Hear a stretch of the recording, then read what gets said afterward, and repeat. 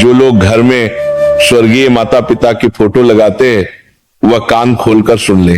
दोस्तों, आज हम एक ऐसे विषय पर बात करने जा रहे हैं जिसे बहुत सारे लोग हल्के में ले लेते हैं, लेकिन वास्तव में ये हमारे पूरे जीवन की ऊर्जा, हमारे सुख दुख और यहाँ तक कि हमारी अगली पीढ़ियों तक को प्रभावित करता है। और वह घर में स्वर्गीय माता पिता या स्वर्गीय लोगों की तस्वीर लगाना सही या गलत। दोस्तों, आप सभी ने कई लोगों के घरों में आपने देखा होगा कि जब भी हमारे माता पिता या परिवार का कोई सदस्य इस संसार से विदा हो जाता है तो उनकी तस्वीर हम बड़े आदर के साथ अपने घर की दीवारों पर सजा देते हैं। कोई ड्राइंग रूम में लगा देता है, कोई पूजा घर में, कोई अपने कमरे में, कहीं माला छड़ी होती है, कहीं फूल रखे जाते हैं, कहीं अगरबत्ती जलाई जाती है।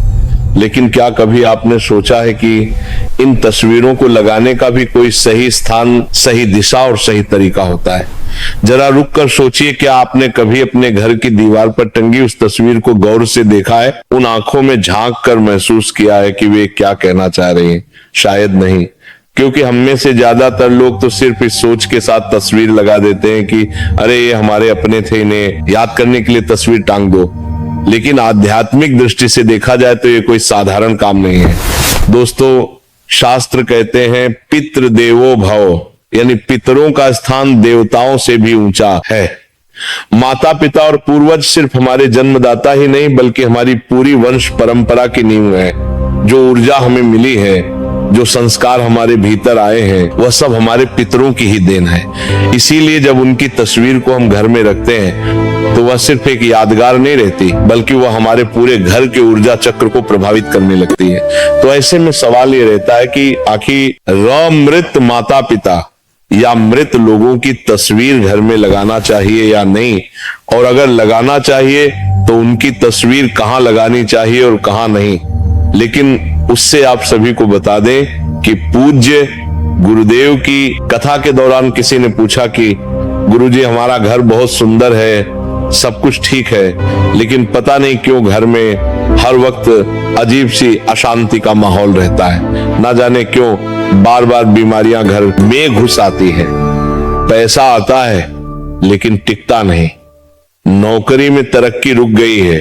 तो गुरुजी ने इसका जवाब देते हुए कहा कि क्या आपने अपने घर में किसी स्वर्गीय परिजन की तस्वीर लगाई है? तो उस व्यक्ति ने कहा, हाँ गुरुजी, हमारे ड्राइंग रूम में ही हमारे पिताजी और माताजी की तस्वीरें लगी हुई हैं, हम रोज उन्हें फूल चढ़ाते हैं। तो गुरुजी ने इस पर कहा कि आपकी गलती यहीं से शुरू हो जाती है।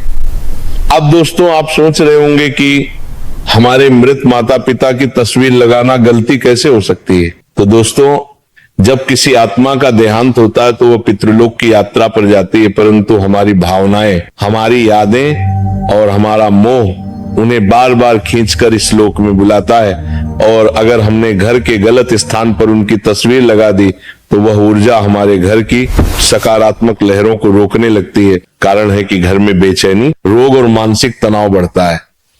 तो सबसे पहले तो हम ये जान लेते हैं कि आखिर क्या मृत माता पिता या मृत लोगों की तस्वीर घर पर लगाना सही है या गलत? तो दोस्तों, सबसे बड़ा सवाल यही है कि क्या मृत माता पिता या स्वर्गीय परिजनों की तस्वीर घर में लगानी चाहिए या नहीं? तो इसका सीधा जवाब है हाँ, तस्वीर लगाई जा सकती है, क्योंकि हमारे प्रेम और श्रद्धा का प्रतीक है। तो आप बिना किसी संकोच के अपने मृत माता पिता की तस्वीर घर पर लगा सकते हैं, लेकिन तस्वीर लगाने मात्र से आपके पितृ आपसे प्रसन्न नहीं थी। इसीलिए आगे हम जानेंगे कि तस्वीर घर में किस स्थान पर लगानी चाहिए और किन स्थान पर नहीं लगानी चाहिए, और साथ ही तस्वीर लगाने की सही दिशा क्या है और क्या प्रतिदिन हमें अपने पितरों की पूजा करनी चाहिए, इन सभी के बारे में जानेंगे। तो दोस्तों, सबसे पहले जान लेते हैं कि मृत लोगों की तस्वीर घर में किस दिशा में होनी चाहिए।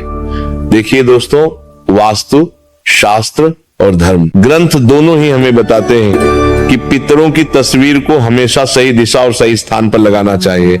लेकिन कुछ लोग जानकारी के अभाव में गलतियां कर बैठते और यही से घर में परेशानियां आना शुरू हो जाती है। तो ध्यान रखिए कि पितरों की तस्वीर जब भी घर में लगाएं या पहले से ही लगी है तो उनका मुख हमेशा ही दक्षिण दिशा में करके लगाएं। क्योंकि दक्षिण दिशा को यम दिशा कहा गया है। यही वह दिशा है जहां से आत्मा पितृलोक की ओर जाती है।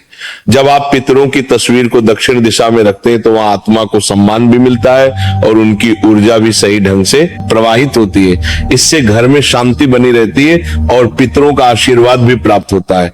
लेकिन समस्या यह है कि बहुत से लोग तस्वीरें कहीं भी टांग देते हैं, पूजा घर में, बेडरूम में, रसोई के पास, यहां तक कि बच्चों के कमरे में भी, और फिर अनजाने में घर की ऊर्जा को असंतुलित कर देते हैं। अब आप सोचिए, अगर कोई व्यक्ति घर के पूजा घर में पितरों की तस्वीर लगा देता है तो इसका क्या असर होगा। पूजा घर देवताओं का स्थान है। देवताओं और पितरों की ऊर्जा अलग अलग होती है। जब दोनों को एक साथ रखते हैं तो ऊर्जा का टकराव होने लगता है। देवताओं की पूजा में जो दिव्यता और सात्विकता होनी चाहिए वह बाधित हो जाती है। इसीलिए शास्त्रों में साफ कहा गया है कि पितरों की तस्वीर कभी भी मंदिर या पूजा घर में ना लगाएं। इसी के साथ जब भी आप अपने पितरों की तस्वीर लगाए तो ध्यान रहे कि पितरों की तस्वीर कभी भी बहुत बड़ी नहीं होनी चाहिए और ना ही उसमें सजावट का दिखावा होना चाहिए। सरल, सौम्य और गंभीर भाव वाली तस्वीर होनी चाहिए, क्योंकि तस्वीर सिर्फ फोटो नहीं है बल्कि वह पितरों की आत्मा से जुड़ने का माध्यम बन जाती है। दोस्तों, आपने देखा होगा कि कई बार जब हम अपने पितरों की तस्वीरों को देखते हैं तो हमें लगता है जैसे वो हमें देख रहे हो।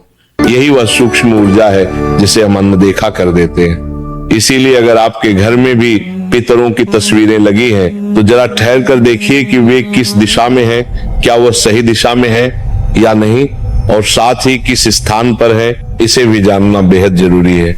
क्योंकि कई बार पितरों की तस्वीर का घर में गलत स्थान पर होना भी पितरों को नाराज कर सकता है। क्योंकि मान लीजिए किसी घर में माता पिता का देहांत हुआ, बेटा या बेटी दुखी मन से उनकी तस्वीर घर के मंदिर में टांग देता है, ये सोचकर कि अब तो आप देवता बन गए इसलिए मंदिर में रहना ही आपके लिए उचित है। तो ऐसा आपका भाव हो सकता है। लेकिन क्या पितरों की तस्वीर पूजा घर मंदिर में रखना सही है या नहीं? तो दोस्तों ध्यान रखिए, पितरों को कभी भी पूजा घर मंदिर में ना रखें, क्योंकि पितर और देवता दोनों की यात्रा अलग है।